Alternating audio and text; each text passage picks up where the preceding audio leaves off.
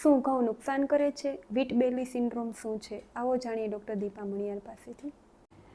વીટ બેલી syndrome એ ખાલી વીટથી થતું મુશ્કેલી નથી. વિલિયમ ડેવિસ નામના એક સાયન્ટિસ્ટે જે સેન્ટ્રલ ઓબેસિટી ફાંદ થતી હોય એના પર કયા ખોરાકને કારણે વધુ થાય છે એનું થોડું રિસર્ચ કરી, થોડું એનાલિસિસ કરી અને જે ઘઉં ખાતા હોય એની પાસે એમાં વધારે આ હોય છે એવું જાણી એને વીટ બેલી સિન્ડ્રોમ એવું નામ આપ્યું. પણ ગ્લુટનવાળા કોઈ પણ ખોરાકથી સેન્ટ્રલ ઓબેસિટી એટલે કે ફાંદ વધે એવી રીતે ચરબી વધે એવું થાય. અત્યાર સુધી કોઈને એવું નહોતું અને અચાનક ઘઉં નુકસાન કરે, ઘઉંથી આવું થાય એવું બહાર આવ્યું. તો એના માટે આપણે થોડું ઇતિહાસમાં જવું પડશે.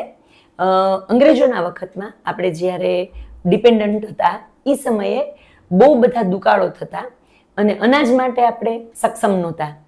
એ સમયે એક સાયન્ટિસ્ટ એને નોબેલ પ્રાઇઝ પણ મળ્યું છે, નોર્મન બોરલેગ કરીને. એ સાયન્ટિસ્ટે ઘઉં ઉપર ઘણું બધું રિસર્ચ કર્યું અને એમાં એને ઘઉંના જે છોડ ખૂબ લાંબા અને ટોલ થતા એને બદલે શોર્ટ એટલે કે ડ્વાર્ફ એવા અને થીક જાડુ પ્રકાંડ હોય એવા બનાવ્યા. એટલે કેવું થાય કે વેધર સામે નીચેથી જમીનમાંથી પાણી ઉપર સુધી ન પહોંચે એને કારણે જે ઘઉંની ક્વોલિટી અને સંખ્યા ઓછી થતી એ એણે વધુ ઇમ્પ્રૂવ થાય એવું કર્યું.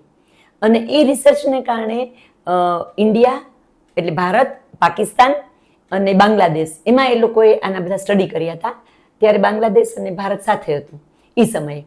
તો એના બહુ બધા એને સ્ટડી કર્યા અને એ સ્ટડીમાં એના બધા જે બધાને ખોરાક ખવડાવે અને પછી જોવે તો એમાં બીજું કોઈ ઇમિજિએટલી તરત કોઈ સાઈડ ઇફેક્ટ ન દેખાય એટલે એને પરમિશન મળી ગઈ અને ઘઉંનું યીલ્ડ, ઘઉંનો પાક વધ્યો એટલે એને નોબેલ પ્રાઇઝ પણ મળ્યું. તો એ સ્ટડી કર્યા પછી બધાને એ ઘઉંની એમાં જે છે થોડું પર સ્ક્વેર ઇંચ એક ઘઉંનું ડુંડવું દીઠ ઘઉંનું પ્રમાણ છે વધે તો સ્વાભાવિક છે કે ઓછી જમીનમાં ઝાઝા ઘઉં બને. તો બધાને ખોરાકની અછત હતી એ સ્વયંભૂ ટળી ગઈ અને આપણે અનાજમાં સેલ્ફ ડિપેન્ડન્ટ થઈ ગયા, ઇન્ડિપેન્ડન્ટ થઈ ગયા. પણ એનાથી જે તકલીફો થાય છે એ ધીમે ધીમે લગભગ એકાદ જનરેશન પછી ખબર પડી એવું થયું. તો અત્યારે જે ઘઉં છે એ 1970 પહેલા જે ઘઉં હતા એના કરતાં વધુ ગ્લુટન એવું ધરાવે છે. એ ગ્લુટન એટલે ચીકણો પદાર્થ છે જે સ્ટાર્ચમાં હોય. થોડા સમય પહેલા બહારના તૈયાર ચક્કીના આટા ને એમાં ગ્લુટન ને પ્લાસ્ટિક જેવું ને એવા જે વિડીયો વાયરલ થયા હતા એ બેઝિકલી કોઈ પણ લોટમાં એવું થાય. એટલે એકલું ઘઉં નહીં, ગ્લુટનવાળા જે પણ અનાજ હોય એ દળાય એમાં એ ગ્લુટન કન્ટેન્ટ વધે એટલે એનાથી સેન્ટ્રલ ઓબેસિટી થાય છે. એટલે બેસ્ટ વસ્તુ એ છે કે મિલેટ્સ ખાવા. મિલેટ્સ એટલે જાર, બાજરો એવા ઝીણા જે જવ એ બધા જે આપણા રાગી, નાચણી આપણા જે ટ્રેડિશનલ બધા અનાજ છે એ. પણ કાયમ આપણે એનાથી ન રહી શકીએ, કાયમ એના પર આપણે જીવી ના શકીએ એવું થાય તો ઘઉંનો સેજ જાડો કરકરો લોટ રાખવો. સાવ બારીક મેંદો થઈ જાય ને પછી ગ્લુટન કન્ટેન્ટ વધી જાય. એટલે ઘઉંનો જે લોટ હોય થોડો કડક, કઠણ, જાડો, ભાખરીનો હોય એવી રીતે રાખીને યુઝ કરીએ તો તકલીફ ઓછી થાય. એવું પણ કરી શકીએ કે આપણે આખા દિવસમાં 3 ખોરાક લેતા હોય તો એકાદા ખોરાક પૂરતું ઘઉંને સીમિત રાખીએ અને બાકીના ખોરાકમાં કાં આપણે મિલેટ્સ કે એવું કરી દઈએ અથવા તો રાઈસ ઉપર ચડી જઈએ. જે ઘઉં છે એ સિવાય પણ મેં જે કીધું એવી રીતે કોઈ પણ અનાજ હોય એમાં થોડું ઘણું ગ્લુટન કન્ટેન્ટ હોય. ગ્લુટન કન્ટેન્ટ અત્યારે મોડર્ન જે ચક્કી છે, જે બ્લેડવાળી છે સ્ટીલની, એમાં જ્યારે ઘઉં દળાય ને ત્યારે ગરમીને કારણે એ વધુ એક્ટિવ થઈ જાય છે. એટલે આપણી વર્ષો જૂની જે પથ્થરની ઘંટી હતી હવે ધીમે ધીમે ઘણી બધી કંપનીઓ પથ્થરની ઘંટી પાછી લાવે છે. તો એ ઘંટીનો યુઝ કરીએ તો પણ ગ્લુટેનની જે ડેમેજ થાય છે આપણને ગ્લુટેનથી એ ઓછું થઈ જાય.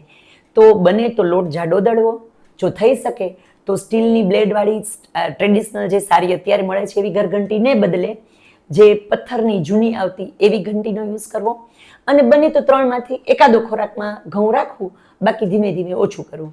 નાના બાળકો હોય એને જો આપણે અત્યારે જારની, જવની, જાર બાજરાના મિક્સ, મગના ચોખાના મિક્સ એવા લોટ મળતા હોય છે એવી કોઈ રોટલીની ટેવ પાડીએ તો બાળકને એની ટેવ પડી જાય અને પછી કદાચ એના માટે રૂટીન હોય. કેમ કે વર્ષો પહેલા એવું જ હતું કે બધા બપોરે જારનો રોટલો ખાતા અને રાત્રે બાજરાનો રોટલો ખાતા. તો કદાચ આપણે બાળકોમાં એ પહેલેથી કરીએ તો ધીમે ધીમે આપણે વીટની જે ગ્લુટનની જે નુકસાન છે એને ટાળી શકીએ. જાર અને બાજરાના ફાયદા એ થાય, બીજા મિલેટ્સના ફાયદા એ થાય કે એમાં તમે ચક્કીમાં દળવાને બદલે રાત્રે પલાળી દો, સવારે સેજ કોરું થાય પછી મિક્સરમાં ગ્રાઇન્ડ કરો તો સીધું જ એ ડો એટલે લોટ બાંધી હોય એવું જ થઈ જાય. તો એ વેટ ગ્રાઇન્ડિંગ કહેવાય. એ બહુ ફાયદાકારક છે. સાઉથમાં બધે વેટ ગ્રાઇન્ડિંગ જ છે અને એટલે જ ત્યાં સેન્ટ્રલ ઓબેસિટી ઓછી છે. જ્યારે ટિપિકલ ઘઉં ખાનારા પ્રદેશો કે જે ગુજરાત, પંજાબ, રાજસ્થાન, મહારાષ્ટ્ર, ઉત્તર પ્રદેશ તે બધા વધારે છે. તો અનાજ જે હોય એમાં મિલેટ્સ જે છે એ પલાળી અને ગ્રાઇન્ડ કરીને ખાઈએ તો વેટ ગ્રાઇન્ડિંગ કહેવાય. એ બહુ કામ લાગે. તો આટલા ફેરફારો આપણે કરી અને વીટ બેલી સિન્ડ્રોમથી અટકી જઈએ અને આપણે એનાથી બચી શકીએ.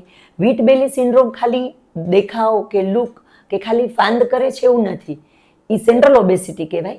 એટલે સ્ત્રીઓમાં પીસીઓડી, હોર્મોનની સમસ્યાઓ, બાળક રહેવામાં મુશ્કેલી એવું બધું શરૂ થાય. અને પુરુષોમાં પણ મેટાબોલિક ડિઝીઝ એટલે અર્લી ઓનસેટ ઓફ ડાયાબિટીસ આ તે એવું બધું થાય. તો ઓબેસિટી ઘટે તો આ બાકીના બધા પ્રોબ્લેમથી પણ આપણે છુટકારો મેળવી શકીએ.